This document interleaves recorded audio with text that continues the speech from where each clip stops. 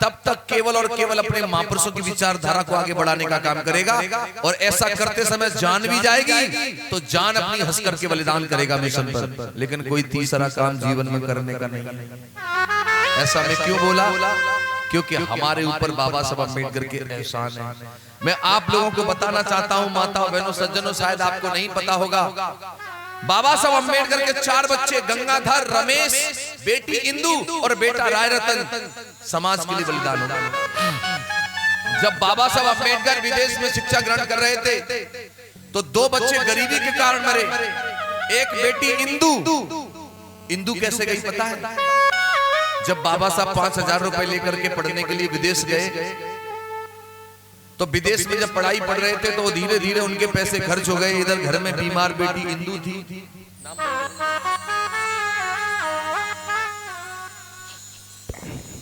ये बुद्ध कथा चल रही है, इसमें फिर से पुनः धम्म दान दिया है कुछ बंधुओं ने, जिसमें 20 रुपए धीरज सिंह जी टड़वा बिकू, 50 रुपए शैलेंद्र सिंह जी, 50 रुपए अमित शेख जी, 50 रुपए आलोक कुमार, 50 रुपए जसवंत सिंह जी, 50 रुपए अमन पवन टड़वा बिकू से ही है, 100 रुपए संजीव कुमार जी पूर्व प्रधान जी हैं, 100 रुपए राम स्वरूप जी, ये भी पूर्व प्रधान जी हैं, 100 रुपए सुरेश सिंह जी फौजी हैं ये भाई साहब, 100 रुपए 105 रुपए बाबू राम जी, 50 रुपए शोभा राम जी, 50 रुपए महेंद्र बाबू जी, 100 रुपए वेद प्रकाश जी, 100 रुपए राम प्रकाश जी। ये सभी धम्म बंधु ये इस बुद्ध कथा में धम्म दान देते हैं। एक बार जोरदार तालियों से इनका सम्मान किया जाए।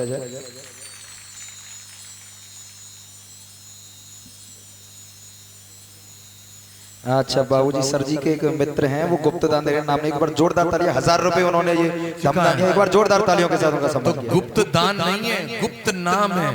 दान तो ओपन हो गया, गुप्त नाम है। और ये 2000, ये भी दान ओपन है, गुप्त नाम है, 1000 रुपए। जोरदार तालियां इनके लिए ठीक रहेगा। एक बार दानदाताओं के लिए जोरदार तालियां बजनी चाहिए। तो मैं बता रहा था आप लोगों को, माताओं बहनों, जब बाबा साहब अम्बेडकर की बेटी थी इंदु घर में बीमार थी, बाबा साहब विदेश में थे, 5,000 रुपये लेकर के पढ़ने के लिए गए थे। जब उनके 5,000 रुपए खर्च हो गए तो बाबा साहब अम्बेडकर अपने घर पत्र लिखते हैं कि हे रमा, मैं जो 5,000 रुपए लेके आया था मेरे खर्च हो गए हैं और पढ़ाई में कमी बाकी है। हो सके तो कुछ पैसों का इंतजाम करके भेज दो, वरना मेरी पढ़ाई रुक जाएगी। उस समय घर में बीमार बेटी इंदु थी। रमा ने मेहनत मजदूरी करके थोड़े पैसे बचा करके रखे थे कि जब पत्र बाबा साहब का आया तो आंखों में आंसू भर करके रमा रोने लगी। बाबा साहब की पत्नी वो सोच रही थी कि मैंने थोड़े पैसे बचाए हैं, अगर इन पैसों से साहब की पढ़ाई पूरी करा देती हूँ तो मेरी बेटी मर जाएगी, बेटी का इलाज नहीं होगा। अगर ये पैसे बेटी के इलाज में लगा देती हूँ तो फिर मेरे साहब की पढ़ाई रुक जाएगी। अब मैं क्या करूं इन पैसों से? पहले पढ़ाई पूरी कराऊं पति की कि बच्चे को बचाऊं? हर कोई माँ होगी तो पहले अपनी बेटी को बचाएगी। लेकिन बाबा साहब अम्बेडकर की पत्नी ने कहा कि जितने भी पैसे मेरे पास है मैं सब पति की पढ़ाई के लिए भेजूंगी।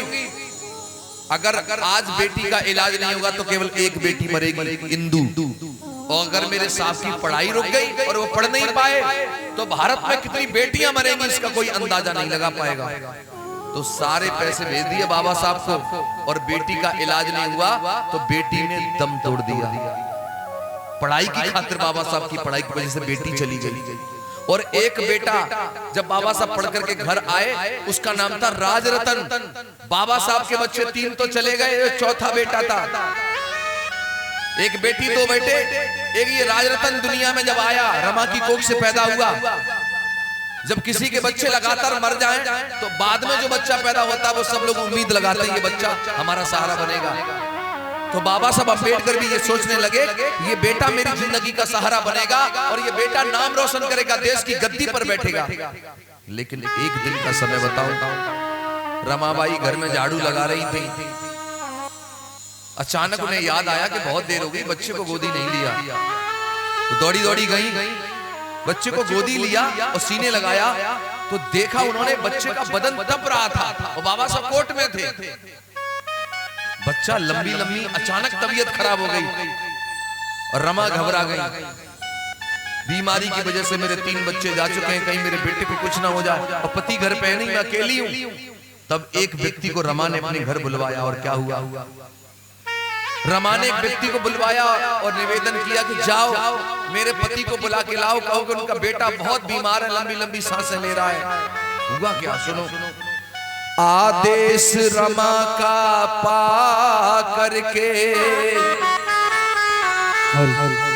एक व्यक्ति भागा आया है बाबा साहब के पास। राज रतन बीमार हुआ, ये आकर उसने बताया है। एक व्यक्ति दौड़ा दौड़ा आया, कहने लगा बाबा साहब तुम्हें माता रमाई ने बुलाया है, तुम्हारा बेटा बहुत बीमार है, कुछ भी हो सकता है, जल्दी चलो। तो जैसे ही बाबा साहब ने ये बात सुनी, क्या हुआ, सुन करके संवाद भीम तब एकदम मन में घबराए, तत्काल उठे बाबा साहब, अरे दौड़े दौड़े घर आए। बाबा साहब जैसे ही घर आए, बाबा साहब ने कहा रमा क्या हुआ, तो रमा ने वो बेटा बाबा साहब की गोदी में दे दिया, कहा साहब जी देखो बेटा बहुत बीमार है। बाबा साहब ने जैसे ही बेटे को गोदी में लिया, ऐसा लग रहा था माताओं बहनों जैसे बेटा अपने पिताजी का इंतजार कर रहा हो। और जैसे ही बाबा साहब ने गोदी लिया और बेटे को सीने से लगाया, उसी टाइम बच्चे ने दम तोड़ दिया। और जैसे ही बच्चे ने दम तोड़ा, बाबा साहब कहने लगे रमा ये क्या हो गया, तो चीख रमा रोने लगी, बेटा मेरा राज रतन, बिन बेटा मैं जीऊंगी कैसे, मेरा सूना हो गया घर आंगन। जब बाबा साहब अम्बेडकर का बेटा राज रतन दम तोड़ गया, तो माता रमाबाई अपने बेटे की लाश को देख देख करके रोई, और कैसे, बिन बेटा मैं कैसे जी पाऊं, साहब इतना मुझे बता दो, बिन बेटा मैं कैसे जी पाऊं, साहब इतना मुझे तुम बता दो, बिन बेटा मैं कैसे जी पाऊं, साहब इतना मुझे तुम बता दो, बिन बेटा मैं कैसे जी पाऊं, साहब इतना मुझे तुम और क्या बता बोली, दो, बेटा बेटा मैं किसको बुलाऊं, बेटा बेटा मैं किसको बुलाऊं, साहब इतना मुझे तुम बता दो, बेटा बेटा मैं किसको बुलाऊं, साहब इतना मुझे तुम बता दो।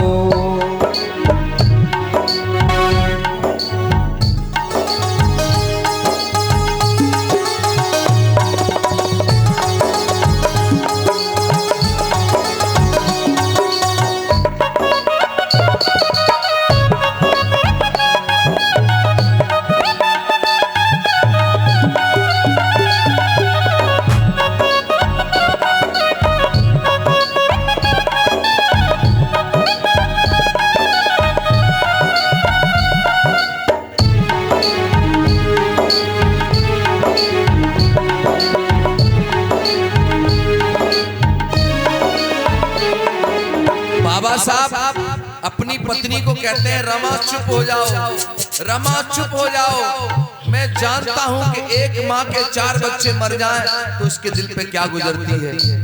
माताओं बहनों, रमा कहने लगी आप मुझसे कहते थे हमारा बेटा राज रतन देश की गद्दी पर राज करेगा, आज मैं पूछना चाहती हूँ क्या मेरे बेटे को देश की गद्दी पर राज कराओगे?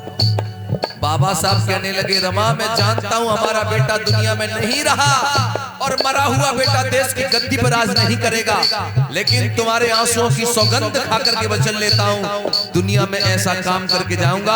अरे जब भी किसी रमा की कोख से कोई बेटी पैदा होगी या बेटा पैदा राजरत्न पैदा होगा, वो देश की गद्दी पर राज करेगा, वो देश की गद्दी पर राज करेगा। क्या बोली रमा? रोने के सिवा बचा ही क्या, चार कोई मैंने संताने, ओ चार कोई मैंने संताने, ओ चार कोई मैंने संताने। कैसे धीरज में दिल को बताऊं, मेरे दिल की कोई भी न जाने, मेरे दिल की कोई भी ना जाने, ओ मेरे दिल की कोई भी ना जाने। दुखी मन को मैं कैसे समझाऊं, साहब इतना मुझे तुम बता दो। ओ बेटा बेटा मैं किसको बुलाऊं, साहब इतना मुझे तुम बता दो।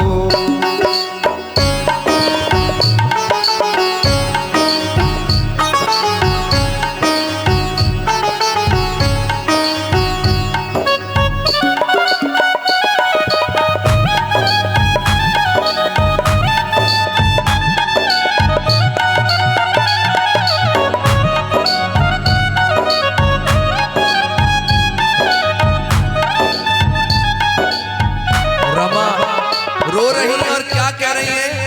राजरत्न मेरा बेटा है प्यारा, बोल इसके जरा से सुना दो।